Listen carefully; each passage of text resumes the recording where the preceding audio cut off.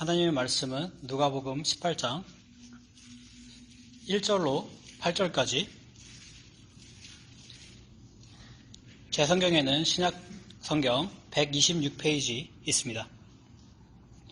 누가복음 18장 1절로 8절까지 제가 봉독하겠습니다.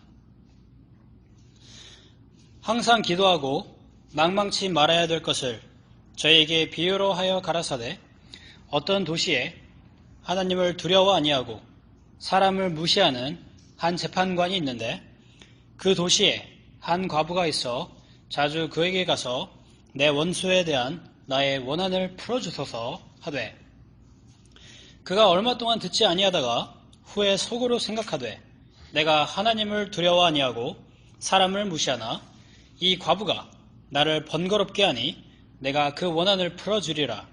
그렇지 않으면 늘 와서 나를 괴롭게 하리라 하였느니라. 주께서 또 가라사대, 불의한 재판관의 말한 것을 들으라. 하물며 하나님께서 그 밤낮 부르짖는 택하신 자들의 원한을 풀어주지 아니하시겠느냐? 저희에게 오래 참으시겠느냐? 내가 너희에게 이르노니 속히 그 원한을 풀어주시리라. 그러나 인자가 올 때에 세상에서 믿음을 보겠느냐 하시니라. 아멘.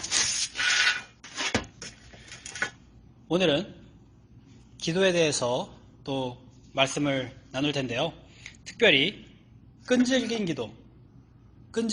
기도에 대해서 말씀을 나누겠습니다. 예수님께서 본문에서 보니까 비유를 통해서 끈질긴 그 인내의 기도에 대해서 말씀을 해주고 계십니다.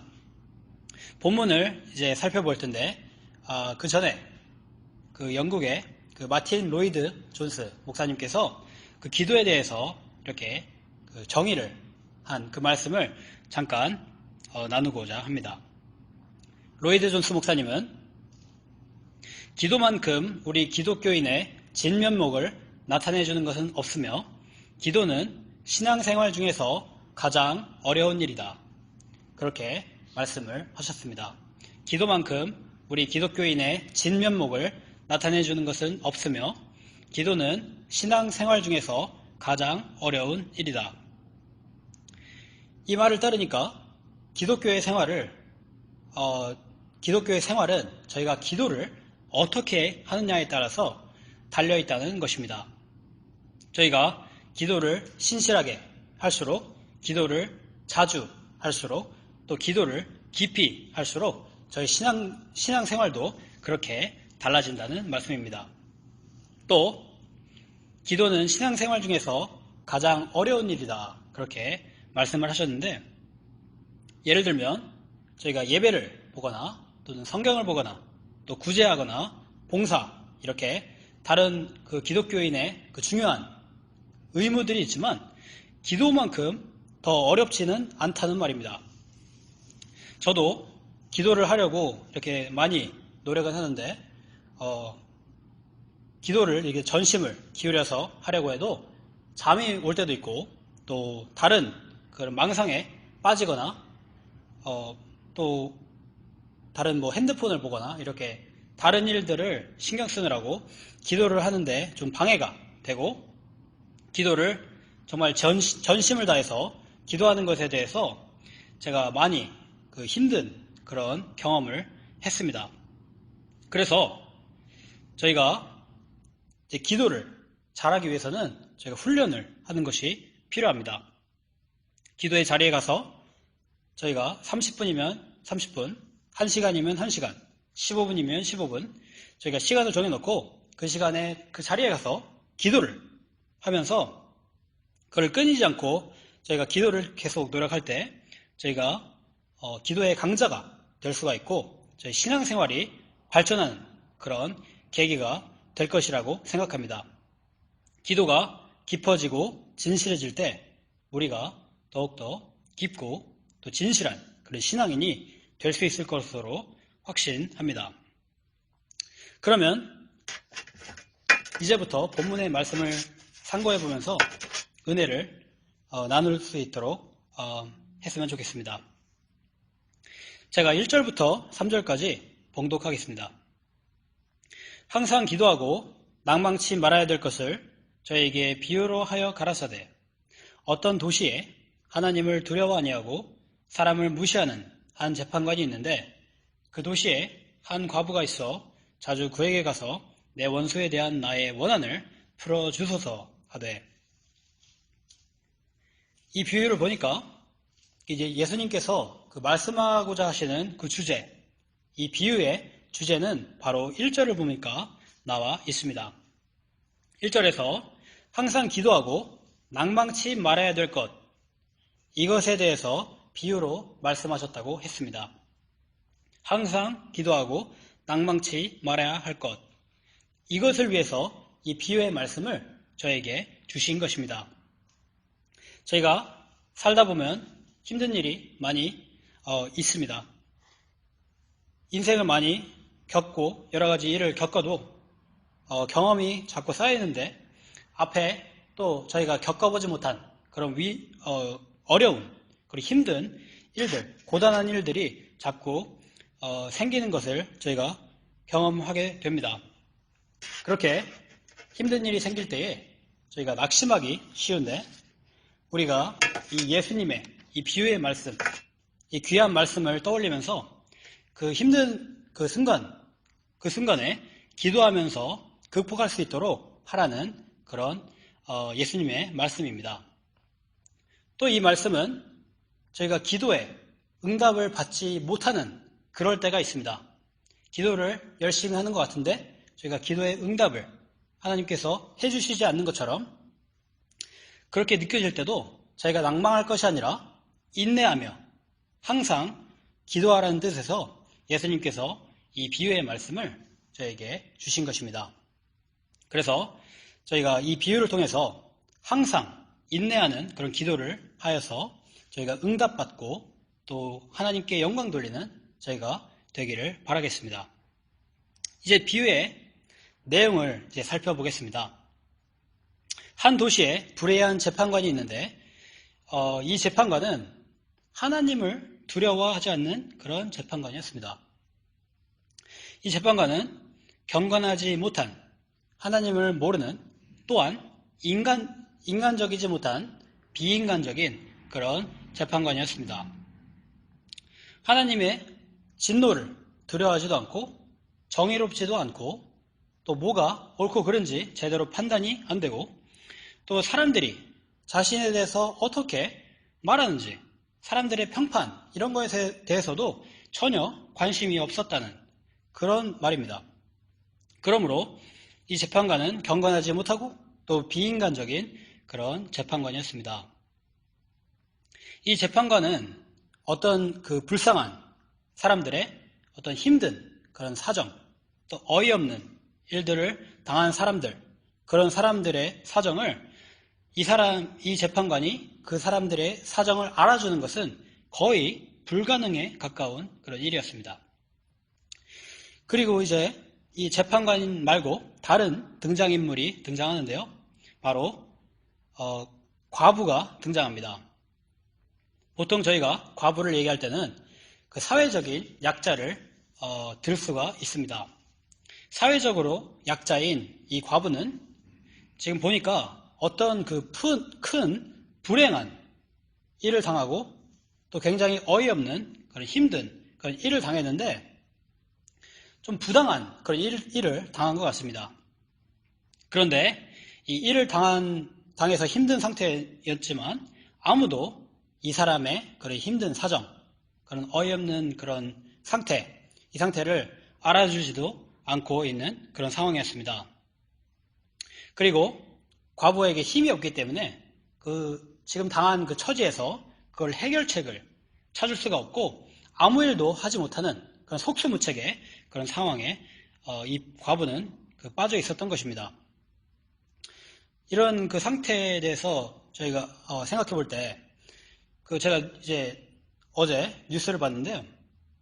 어떤 그 늙은 그 환경미화원이 한국에서 뉴스를 보니까 그 늙은 환경미화원이 그 밤에 도로에서 청소를 하고 있었는데 어떤 그 만취한 30대 여자가 과속 운전을 하다가 그 환경미화원을 치여가지고 사망했다는 그런 안타까운 그런 소식이 있었습니다.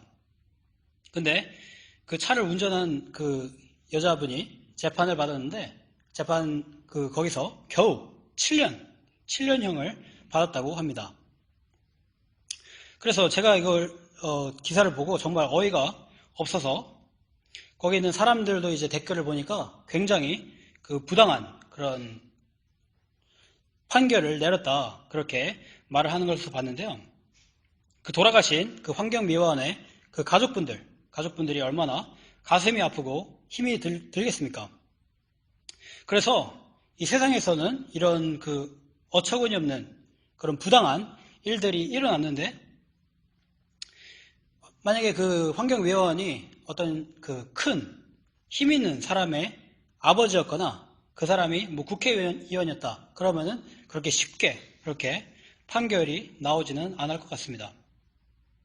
본문에서 이 과부도 이렇게 힘들고 어처구니 없는 일을 당했지만 아무도 알아주지도 않고 굉장히 속수무책의 그런 상황이었는데 그 상황을 해결해 줄 단 한 사람이 바로 이 정의롭지 못한 이 재판관이었습니다. 다른 데는 가봤자 아무런 희망이 없기 때문에 이 신락 같은 그런 희망을 잡아보려고 이 재판관에게밖에 갈 수가 없었다는 것입니다. 이 과부가 날마다 이제 매일매일 밤낮으로 그 재판관에게 가서 사정을 아뢰었지만 오랫동안 그 재판관이 잘 들어주지 않았습니다. 그런데 이제 오랫동안 계속 그 귀찮게 매일매일 가서 부탁을 하니까 이제 재판관이 가만히 보니까 이 과부가 전혀 멈출 생각이 없고 계속 자기를 괴롭게 이제 할 것으로 저희 예상을 했습니다. 이 과부가 정말 보통이 아니었는데 4절부터 5절까지 제가 읽어보겠습니다. 그가 얼마 동안 듣지 아니하다가 후에 속으로 생각하되 내가 하나님을 두려워 아니하고 사람을 무시하나 이 과부가 나를 번거롭게 하니 내가 그 원한을 풀어주리라. 그렇지 않으면 늘 와서 나를 괴롭게 하리라 하였느니라. 불의한 재판관은 자신이 과거에 어떤 사람을 불쌍히 여겨서 그 사람의 소원을 들어준 그런 전적이 없었는데 이 과부는 날마다 찾아와서 계속 번거롭게 사정을 하니까 마침내 못 이겨서 과부의 소원을 들어주기로 작정한 것입니다.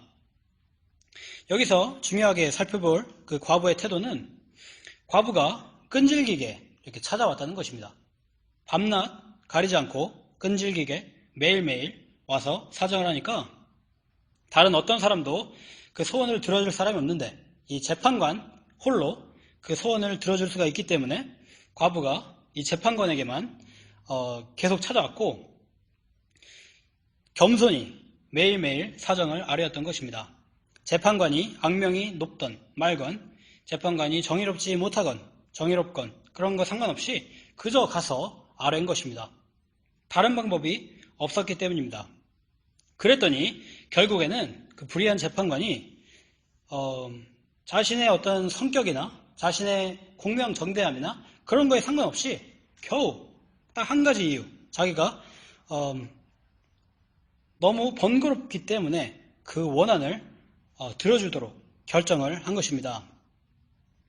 저희가 이 불의한 재판관이 번거롭기 때문에 소원을 들어줬다 이것을 볼 때 불의한 재판관도 이렇게 자신을 귀찮게 하는 그 사람의 소원을 들어줄 수 있는데 우리 좋으신 또 정의로우신 우리 하나님은 어떠시겠습니까? 6절부터 8절까지 제가 읽어보겠습니다. 주께서 또 가라사대 불의한 재판관의 말한 것을 들으라. 하물며 하나님께서 그 밤낮 부르짖는 택하신 자들의 원한을 풀어주지 아니하시겠느냐? 저희에게 오래 참으시겠느냐? 내가 너희에게 이르노니 속히 그 원한을 풀어주시리라. 그러나 인자가 올 때에 세상에서 믿음을 보겠느냐 하시니라. 하나님께서는 이 불의한 재판관과는 달리 공명정대하시고 정의로우시고 사랑이 많으시고 정말 좋으신 그런 하나님이십니다. 그러므로 우리가 끈질기게 하나님께 구한다면 하나님께서 이 재판관은 오랫동안 그 소원을 이뤄주는데 굉장히 지연을 했지만 우리 하나님께서는 속히 우리의 소원을 이루어주실 수가 있다는 것입니다.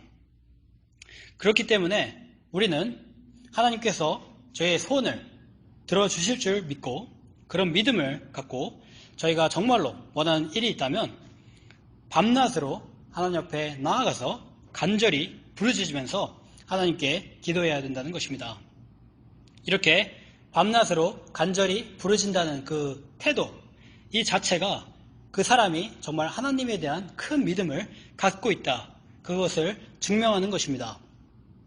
저희가 간절하게 기도하지 않고 저희가 하루에 한 5분 정도 이렇게 기도하면서 하나님께 그 응답을 그걸 기다리는 것이 아니라 저희가 정말 진실한 마음으로 저희의 마음과 뜻을 정성을 다해서 하나님께 아뢰할 때 하나님께서 저희의 그 사정을 보아주시고 하나님께서 저희의 사정을 들어주시고 저희의 소원을 이루어주신다는 것입니다. 그리고 이런 태도도 중요하지만 저희가 기도하는 그 내용도 또한 중요합니다. 저희가 야고보서 얼마 전에 같이 말씀을 나눴지만 저희의 정욕을 채우는 것, 그것은 저희의 올바른 기도 제목이 아닙니다.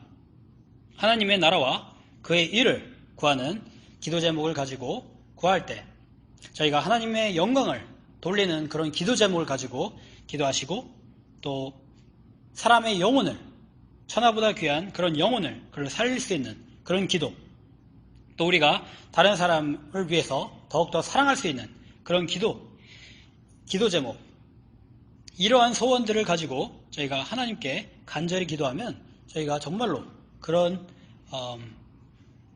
기도 제목을 주님께서 들으시고 저희의 기도에 응답해 주실 것이라고 확신합니다.